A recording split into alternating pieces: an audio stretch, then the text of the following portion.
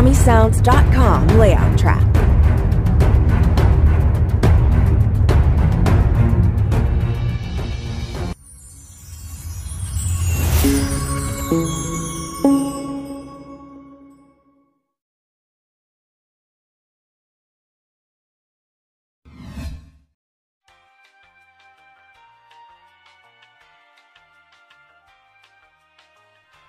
Oke anak-anak, assalamualaikum warahmatullahi wabarakatuh. Untuk anak 7 kelas 7 kita akan bahas tugas yang sudah kalian kerjakan kemarin, materi PPKN. Silakan boleh dibuka LKS-nya halaman 41 ya, tentang PTS ya. Di situ ada penilaian tengah semester halaman 41. Kita akan bahas nomor 1 sampai nomor 25. Sudah ketemu semuanya? Kita bahas ya. Baik, yang pertama di sini dikatakan butir pertama dalam Piagam Jakarta. Piagam Jakarta, masih ingat? Hasil sidang BPUPK yang pertama adalah menghasilkan Piagam Jakarta. Bunyinya apa? Ketuhanan dengan kewajiban menjalankan syariat Islam bagi pemeluk-pemeluknya. Jawabannya C ya. Kalau ini kan yang A itu ketuhanan dengan kewajiban menjalankan syariat Islam bagi bangsa Indonesia. Tetot, salah ya. Yang B ketuhanan dengan kewajiban menjalankan syarat bagi pemeluk agama. Tetot, salah juga. Yang C yang betul, yang D kewajiban salah udah pokoknya mah. Jadi waktu itu ketika dibuat Piagam Jakarta itu belum masih banyak kata-kata Islamnya di sana.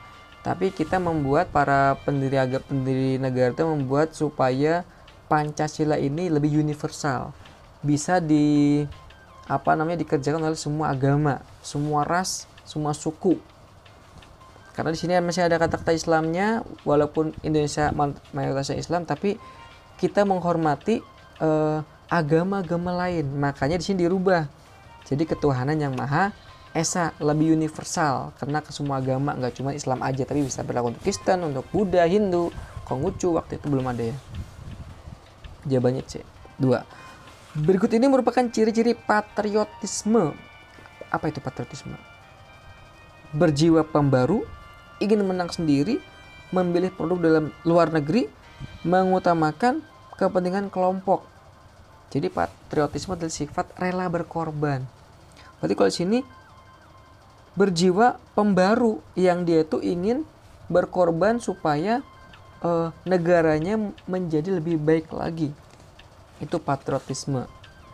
Makanya sekarang kita lihat kan di Indonesia sedang banyak demo, sedang banyak aksi dari mahasiswa, dari para buruh, karena mereka ingin menyuarakan, dan itu sebagai bentuk patriotisme, bentuk rela berkorban mereka meninggalkan mungkinnya tugas kuliah, tugas kerjaan, untuk supaya negara Indonesia itu lebih baik lagi gitu.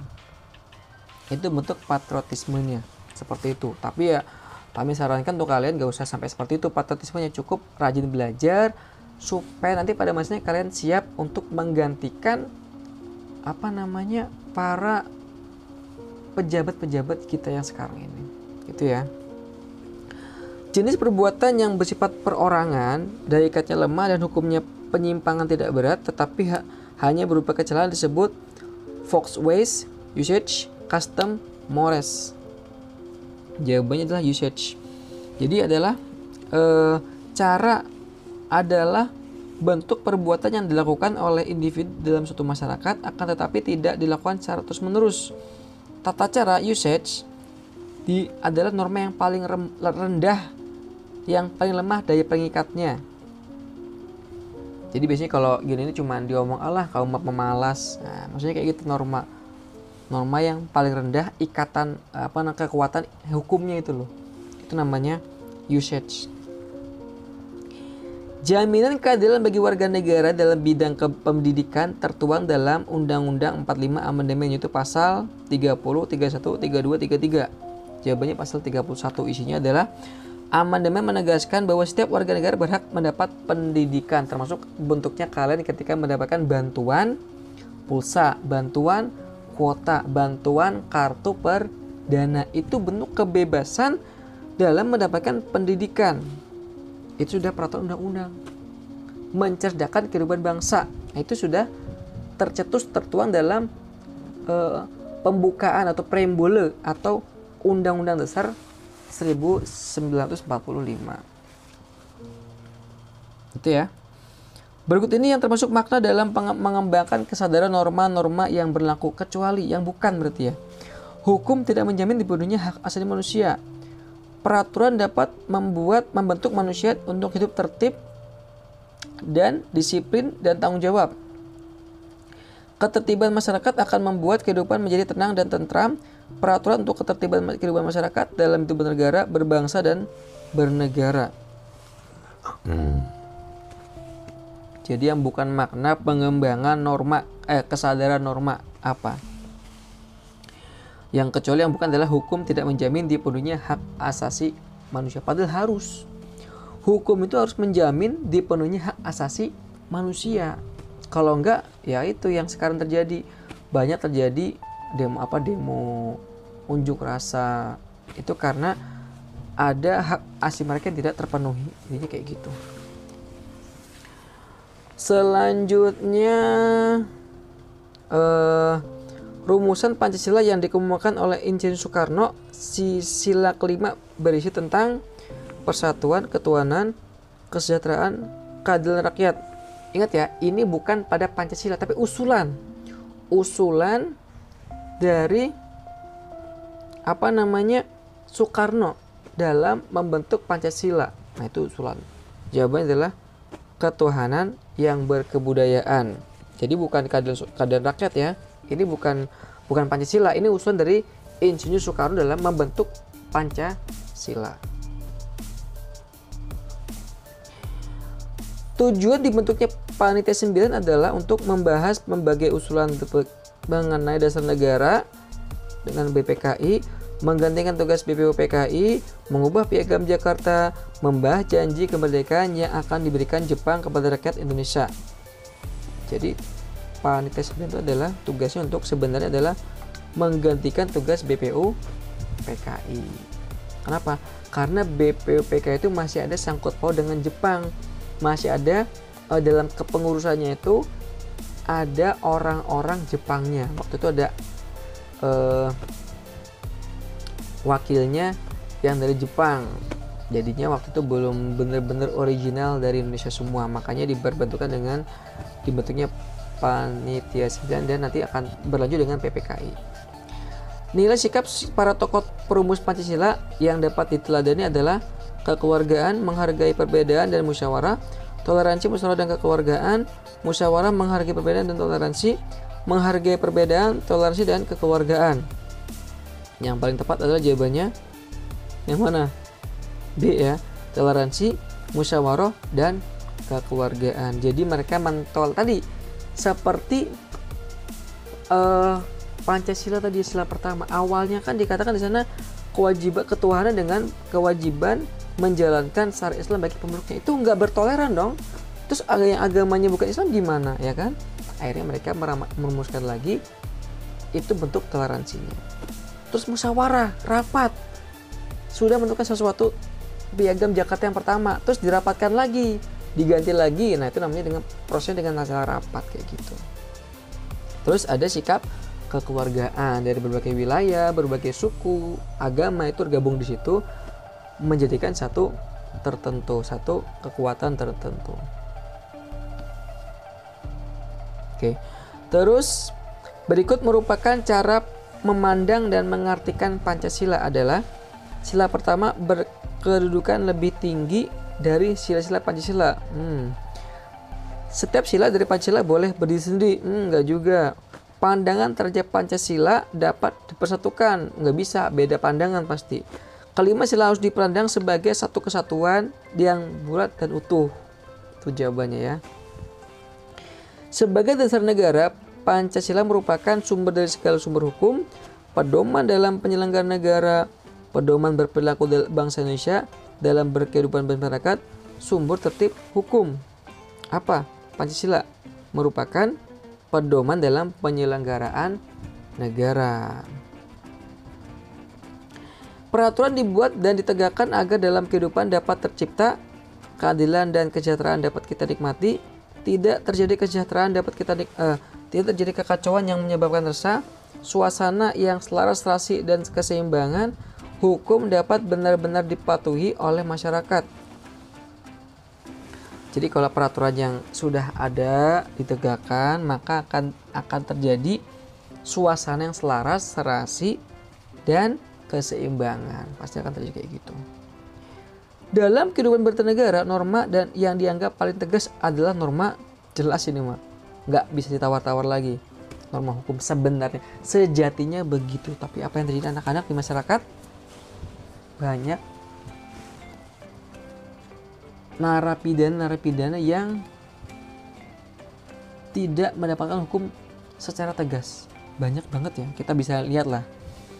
Itu jangan sampai terjadi di masa mendatang. Nanti kalau kalian jadi pemimpin, jangan sampai menjadi orang yang tergolong orang yang tadi. Mentang-mentang punya keluarga pejabat, hukumannya diringankan, nggak mau. Kalau memang pamin salah, walaupun pamin sebagai guru, ya salah aja gitu. Atau siapapun lah nanti. Itu ya hukum ya, yang paling tegas sebenarnya itu. Tapi sekarang kayaknya sama aja deh. Nggak ngaruh. Perilaku yang tidak taat pada peraturan yang berlaku adalah tidak melakukan perbuatan yang merugikan kepentingan umum, melaksanakan peraturan dengan baik serta bertanggung jawab, menghindari huru-hara pemusuhan dan perkelahian pelajar, menghindari perbuatan yang dapat menenangkan suasana. Jadi kalau kita yang tidak taat kepada peraturan yang berlaku adalah kita menghindar perbuatan yang menenangkan. Jadi misalnya kayak demo nih, tadi kan Jakarta kan disarankan udah pulang aja, istirahat dulu. Mereka nentang, maju terus, lempar batu. Nah, itu yang nggak boleh, anarkis. Demo boleh, anarkis no gitu kan. Lempar batu, apa segala macam gitu. Norma kesusilaan yang dapat terlaksana dengan baik apabila bersifat mutlak dan tidak berubah sama sekali. Masyarakat memelihara dan melaksanakan norma yang berlaku. Masyarakat selalu melakukan pelanggaran terhadap norma yang berlaku. Masyarakat bersikap menolak segala perubahan terhadap norma. Jawabannya adalah B. Masyarakat mau memelihara dan melaksanakan norma yang berlaku, pasti akan terjalin hubungan yang baik. Ya kan, peraturan akan hati nurani akan membuat peraturan yang lebih baik. Itu dari norma kesusilaan, dari hati nurani ya. Pokoknya kalau kesusilaan itu pasti dari hati nurani. Contoh upaya untuk menjaga ketertiban sekolah adalah semua siswa bergerak melakukan patroli keamanan sekolah. Enggak harus dong. Guru melakukan patroli sekolah juga enggak, bukan kewajibannya. Semua pihak harus melaksanakan hak dan kewajiban. Ini baru betul. Penjaga sekolah harus selalu membantu keamanan lingkungan. Enggak cuma penjaga sekolah, semua terlibat. Jawabannya C tadi ya. Perbuatan mencuri itu melanggar norma agama sekaligus melanggar norma hukum. Betul. Agamanya tangannya dipotong, hukumnya dia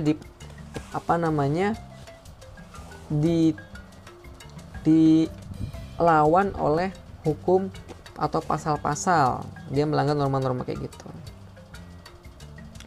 Lah saksi bagi pelanggar norma hukum adalah disiksa, diasingkan, dipidana, masukkan neraka. Kalau hukum ya pasti dipidana, dipenjara ya. Hubungan dengan polisi itu mah. Peraturan hidup yang timbul dari dalam pergaulan segolongan manusia yang masyarakat dianggap sebagai tuntunan pergaulan sehari-hari dapat dalam masyarakat disebut norma agama, kesusilaan, kesopanan, hukum yang dianggap sebagai tuntunan pergaulan sehari-hari, berarti kesopanan kayak gitu. Memelihara tempat ibadah dan tidak merusak tempat ibadah agama lain termasuk norma agama, jelas ya. Kita menghormati agama lain. Walaupun Islam kita ini mayoritas, tapi tidak boleh mendeskriptibelkan Allah atau merendahkan agama yang lain, itu nggak boleh. Tetap kita harus sama. Peraturan yang dibuat oleh lembaga yang berwenang atau penguasa negara disebut norma, jelas, norma hukum. Termasuk nanti kalau Omnibus Law ditetapkan jadi hukum di Indonesia. Dalam kehidupan masyarakat, norma sebagai pelindung kepentingan bersama.